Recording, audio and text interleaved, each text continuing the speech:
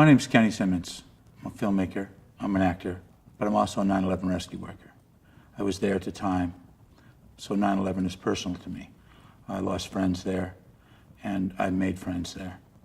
I saw America bond at that time, come together like I've never seen it before.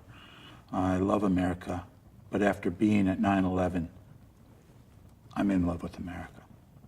I ran down to Ground Zero when it first took place, and I had a small Panasonic camera with me. Didn't know what I was going to capture. Had no idea what this was going to turn into. But I could not believe the magnitude of what I was capturing. And when I looked through that little lens and looked onto the screen, it changed my life forever. 13 years after I was at Ground Zero, I pulled out some footage I had shot down there. I looked at it for the first time and realized that I had to tell a story about the love and the unity of the spirit of America. Why people love this country so much, why they want to defend it so much, and why they would die for it in a second. After being down at Ground Zero, being inside of the towers, I crawled in to do some recon. They call it a tunnel rat. Went inside the carnage, trying to find somebody, anyone. Just thought that there was someone in there that was waiting, hoping their fellow man would come to them. So I crawled inside and was unable to find my way back out, thinking that I wasn't going to find my way back out, and being trapped inside of something for 16, 17 hours. You hear the machinery outside. You hear the people working. And you could hear the squeaking and the screaming of the steel as it shrank and gave way and collapsed more. Those sounds, they stick with us. When I say us, I mean us 9/11 rescue workers. Us average Joes. The first people that showed up at 9/11 were not just firefighters or cops. They were just regular Americans. So many people suffered from post-traumatic stress disorder and from cancer and many other 9/11 illnesses. Myself, I became very ill about a year and a quarter into making this. I became so ill, lost so much weight, spent the last year and a half in and out of hospitals. I shut down the production on the film, and I'm sorry. But truly in my heart, I didn't think I'd be sitting here in front of this camera, having this conversation, sharing this stuff with you. Being sick and unable to finish the film and spending most of my money on medical bills, the ironworkers came to me and said, well, it's a year and a half later, what's going on with the movie? I said, look at me. I've lost almost 100 pounds. I think I'm dying. They said, you got the spirit of America in you. You're not going to die. You're going to come through this. They stayed on top of me. They hounded me. They came to me again 6 months later. What's going on? I said, I'm feeling better, but I don't have the money. So they came to me.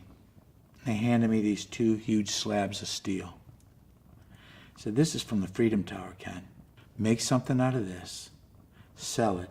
Use this money. And finish the film. While I was filming this movie, I was staying in California at a friend's house. Remarkably, I was looking for the artist who created the Iron Cross. Frank Saleccia found the Iron Cross, but John Krozak created the new Iron Cross that's down at Ground Zero. Renting a house out in Malibu, I mentioned it to a woman that had rented me the home. Believe it or not, her best friend was John, the artist. After going to California and looking for this man so desperately and so hard, she made a phone call in 5 minutes. He turned out to live in Malibu. And we created this piece of freedom. Making the film and meeting all these wonderful people opened me up more to God and to love and to giving and to sharing and to sacrifice. Thinking of these things, I needed to speak to someone that's very religious, that reached out to so many people at that time. So I called a young man I had watched grow into a major spirit of the Lord. His name's Joel Osteen. Didn't know how I was going to get a hold of Joel Osteen. So I called a friend of mine who knew Duncan Dodds. Duncan Dodds is one of the men that helped build Joel Osteen's career and build a church in Texas. I called him, I told him the story. He thought it was a fantastic idea. Said he would set up a meeting with Joel for me. I don't ever sit back and wait for anybody to do much for me. So I jumped in my car and I drove 26 hours straight from Manhattan to Houston, Texas. Met Duncan Dodds the next day, which was a Saturday when I showed up. The following day was a Sunday. He took me to Lakewood Church and introduced me to Joel Osteen. It was a glorifying, emotional, spiritual, uplifting day. I asked Joel then if he would be in my film. He said he would. I have the one first copy. During an interview with Joel Osteen, I showed it to Joel. Being a generous man, I couldn't help just showing it to him. I gave it away, my first piece. I'd like to thank my family, my friends. I'd like to thank everyone globally for your participation in this film, for your love, for your likes. This film is a historical film, and you will all be part of it. There are no small players in this film. Every single one of you are important to me. You're important to the story.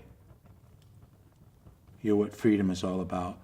I'd like to thank you for being part of Cool Hand Luke Productions, part of Rise of the Freedom Tower, America's Unsung Heroes. You aren't just America's unsung heroes. You are the world's unsung heroes. Thank you. God bless everyone.